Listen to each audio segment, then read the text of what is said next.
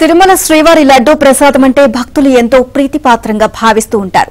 హిందూ భక్తులకు అది అత్యంత ఇష్ట ప్రసాదం. అలాంటి పవిత్రమైన ప్రసాదంలో ఎద్దు, పంది తదితర జంతువుల కొవ్వు పదార్థాలతో కల్తీ అయిన నెయ్యిని గత వైసీపీ ప్రభుత్వ హయాంలో వినియోగించారు అని తేలడం శ్రీవారి భక్త కోటిని దిగ్భ్రాంతికి గురిచేస్తోంది.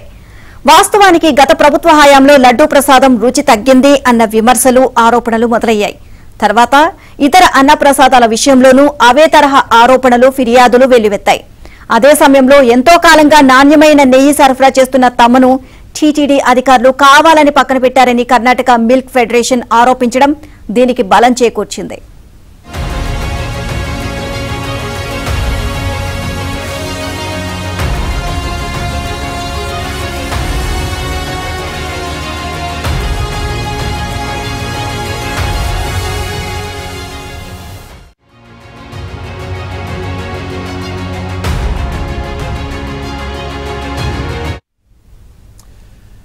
ఇక కూటమి ప్రభుత్వం ఏర్పాటైన వెంటనే ఏపీలో దెబ్బతిన్న వ్యవస్థల ప్రక్షాళనను టీటీడీ నుంచే ప్రారంభిస్తామని సీఎం చంద్రబాబు ప్రకటించారు.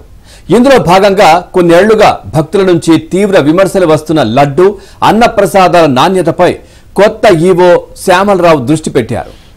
అప్పటికి 5 ఏళ్లుగా తమిళనాడుకు చెందిన కంపెనీ సహా 5 సంస్థలు తిరుమలకు నెయ్యిని సరఫరా చేస్తున్నాయి.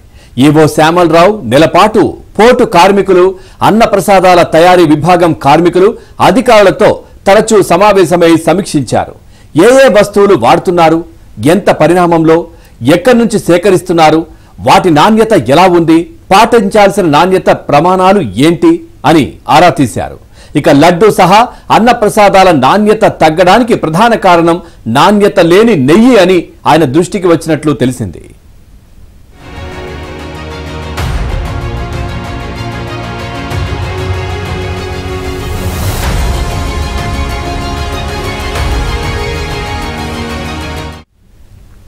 ఈ విషయం నిర్ధారించుకోవడానికి కంపెనీలు సరఫరా చేస్తున్న నెయ్యి శాంపుల్ ను పరీక్షల నిమిత్తం గుజరాత్లోని ఎన్డీడీబీకి చెందిన అనుబంధ ల్యాబ్ కు పంపించారు. జూలై 8న పంపగా వాటి రిపోర్టు అదే నెల 16వ తేదీన వచ్చింది. అందులో తమిళనాడుకు చెందిన కంపెనీ అందిస్తున్న నెయ్యిలో భారీగా కల్తీ జరిగినట్లు ఈ నివేదిక తేల్చింది. దీంతో తమిళనాడుకు చెందిన సంస్థ నుంచి నెయ్యి సరఫరాను నిలిపివేశారు. మిగతా సంస్థలను నాణ్యతను పాటించాలి అని హెచ్చరించారు. నందిని నెయ్యి సరఫరాను పునరుద్ధరించారు. ఈ వ్యవహారం ప్రభుత్వం దృష్టికి వెళ్లడంతో చంద్రబాబు దీనిపై తీవ్రంగా స్పందించారు. బాధ్యులపై చర్యలకు ఆదేశించారు. అదే సమయంలో తిరుమల కొండ పవిత్రతను కాపాడి టీటీడీ పాలనను మెరుగుపరిచే చర్యలను ప్రారంభించారు.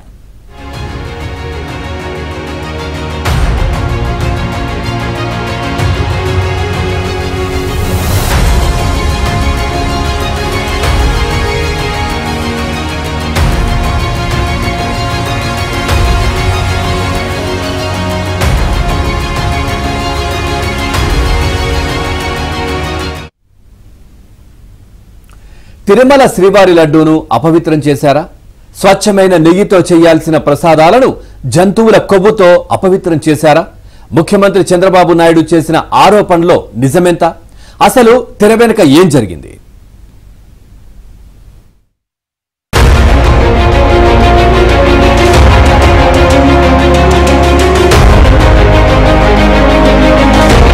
తిరుమల శ్రీ వెంకటేశ్వర స్వామి ప్రసాదం పరమ పవిత్రమైనది. ప్రపంచవ్యాప్తంగా హిందువులకు స్వామివారంటే ఒక సెంటిమెంట్. స్వచ్ఛమైన నెయ్యితో లడ్డూలు, ఇతర ప్రసాదాన్ని తయారు చేసి భక్తులకు అందించడం దశాబ్దాలుగా వస్తోంది. తిరుమల ప్రసాదం కొంచెం దక్కితే చాలు జన్మ ధన్యమైనట్టు భావిస్తారు. తిరుమలకున్న పవిత్రతతో పాటు స్వామిని దర్శించుకున్న తర్వాత ఆలయంలోనే ఇచ్చే అన్నప్రసాదం దొన్నైనా మహాప్రసాదంగా స్వీకరిస్తారు. ఎంత కోటీశ్వరులైనా దొన్నెలో ఇచ్చే శ్రీవారి ప్రసాదాన్ని లొట్టలేసుకుని తింటారు. ఇందులో దద్దోజనం, పులిహోర తప్ప అన్ని ప్రసాదాల తయారీలోనూ నెయ్యి వినియోగిస్తారు. పెసరపప్పు, బియ్యం వినియోగించి తయారు చేసే మిరియాల పొంగలిలో నెయ్యి తేలుతూ ఉంటుంది. అదేవిధంగా బెల్లం, పెసరపప్పు, బియ్యంతో కలిసి చేసే బెల్లపు పొంగలి టేస్ట్ నెక్స్ట్ లెవెల్ అని చెప్పాలి. కదంబం, సాకరాబాద్, క్షీర ప్రసాదాల్లో నెయ్యి, జీడిపప్పు వినియోగం మామూలుగా ఉండదు.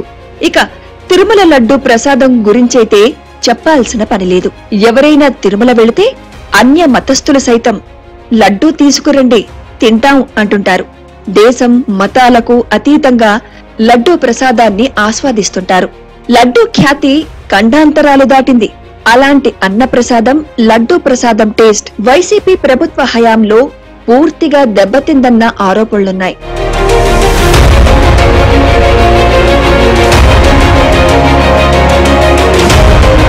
కూటమి ప్రభుత్వం అధికారంలోకి రాగానే ఈవోగా శ్యామలరావును నియమించింది. ఆయన టీటీడీని అవగాహన చేసుకోవడానికి తనదైన శైలిలో పాలన మొదలుపెట్టారు. టీటీడీ ఉద్యోగుల నుంచే సలహాలు, సూచనలు స్వీకరించడం మొదలుపెట్టారు. అలాగే స్వీకరించే క్రమంలో పోటు కార్మికులు కూడా ఈవోకు తమ సూచనలు, సలహాలు ఇచ్చారు.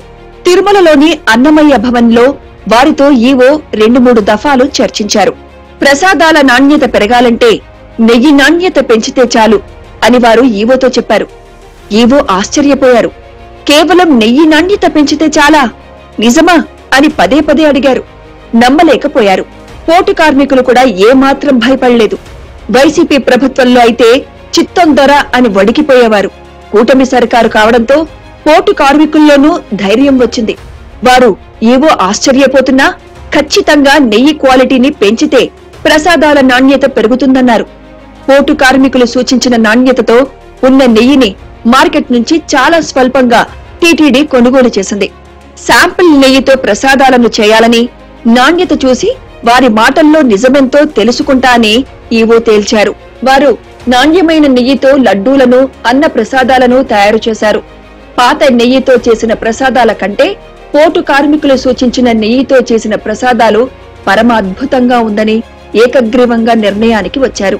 కేవలం టీటీడీ ఈవో, ఇతర అధికారులు మాత్రమే కాదు, దేశంలోనే ప్రముఖమైన షెఫ్లతో నాణ్యతను తెలుసుకునే ప్రయత్నం జరిగింది. వారు కూడా నెయ్యి నాణ్యత పెంచాలనే వాదనలోని నిజాన్ని అంగీకరించారు. ఇలా శాస్త్రీయమైన విధంగా నెయ్యిలో లోపాన్ని మొట్టమొదట గుర్తించారు.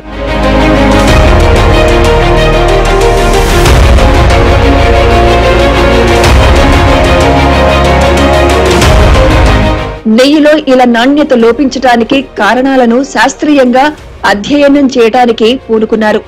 ఇలా భవిష్యత్తులో జరగకూడదంటే టీటీడీ ఆధ్వర్యంలోనే ల్యాబ్ ఉండాలని నిర్ణయించారు.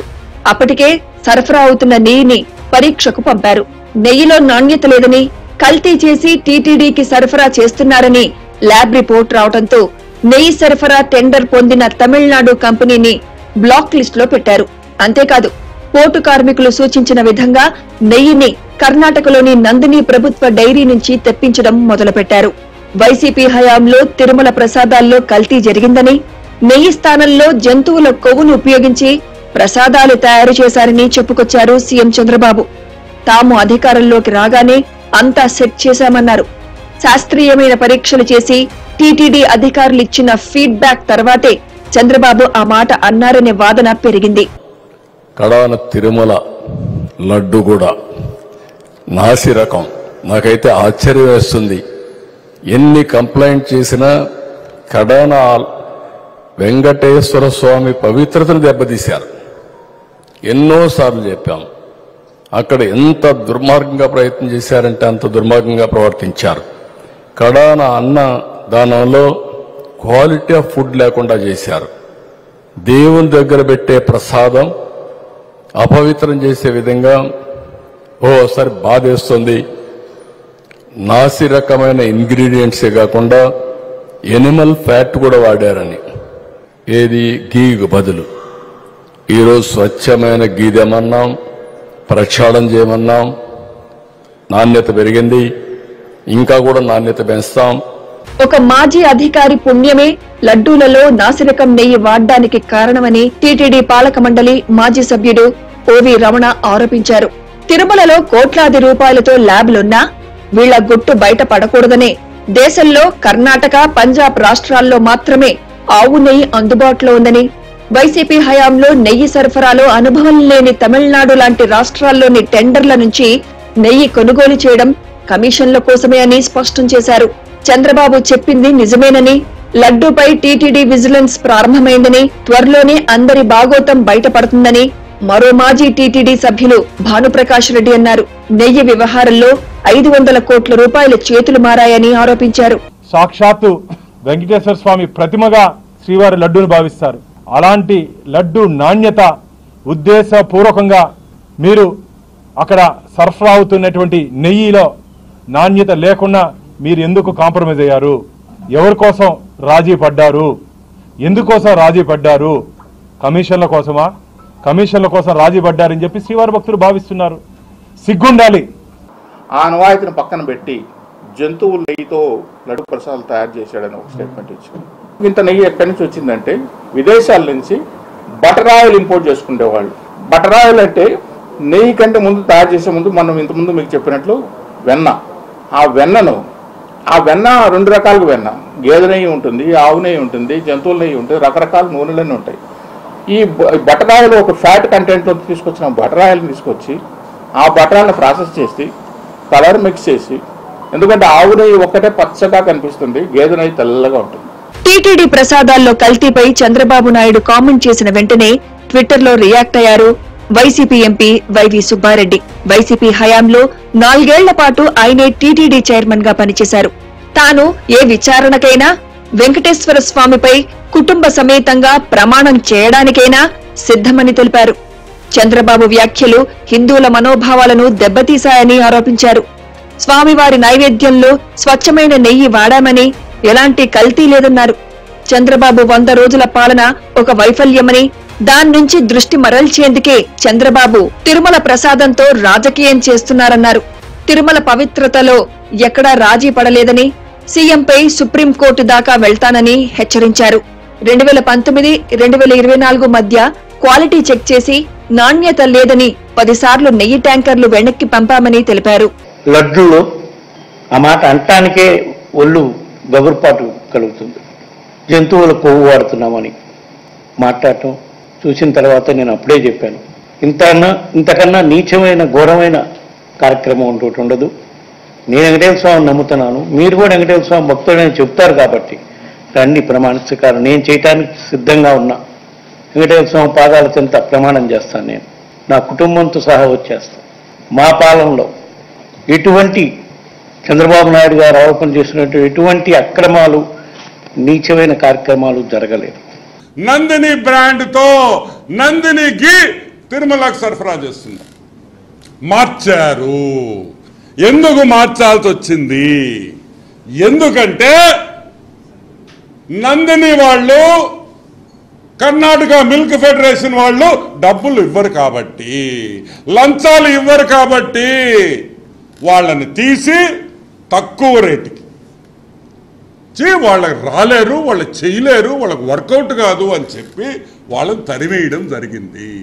ఈ విషయం కర్ణాటక అసెంబ్లీలో కూడా చర్చ జరిగిన విషయం మీకు అందరికీ గుర్తు చేస్తున్నా. మామూలుగా అయితే తిరుమల లడ్డూ తయారీలో చాలా జాగ్రత్తలు తీసుకోవాలి. లడ్డూల తయారీకి ప్రతిరోజు వందలాది లీటర్ల నెయ్యి వినియోగిస్తుంది టీటీడీ. ప్రతి 6 నెలలకోసారి టెండర్లు పిలిచి ఈ ప్రొక్యూర్మెంట్ ద్వారా నెయ్యి సమకూర్చుకుంటుంది. నెయ్యి నాణ్యతను పరీక్షించేందుకు ల్యాబ్ కూడా తిరుమలలోనే ఉంది. ఇన్ని చెక్కింగ్లున్నా కల్తీ నెయ్యి, జంతువుల కొవ్వు అనే మాటలు భక్తులను ఆందోళనకు గురిచేస్తున్నాయి. 2021 మార్చి వరకు టీటీడీకి కర్ణాటక మిల్క్ ఫెడరేషన్ కు చెందిన నందిని బ్రాండ్ నెయ్యి సరఫరా అయ్యేది. ఆ తర్వాత కాంట్రాక్టర్లు మారారు. తక్కువ ధరకు నాసిరకం నెయ్యి కొనుగోలు చేసిందంటూ టీటీడీపై ఆరోపణలు వెల్లువెత్తాయి. తిరుపతి నుంచి తిరుమలకు వెళ్లేటప్పుడు మాంసాహారం కొద్దిగా ఒక 50 గ్రాములు తీసుకువెళ్లేటువంటి పరిస్థితి ఉన్నా కూడా కేసు పెట్టి జైలుకు పంపించే పరిస్థితి.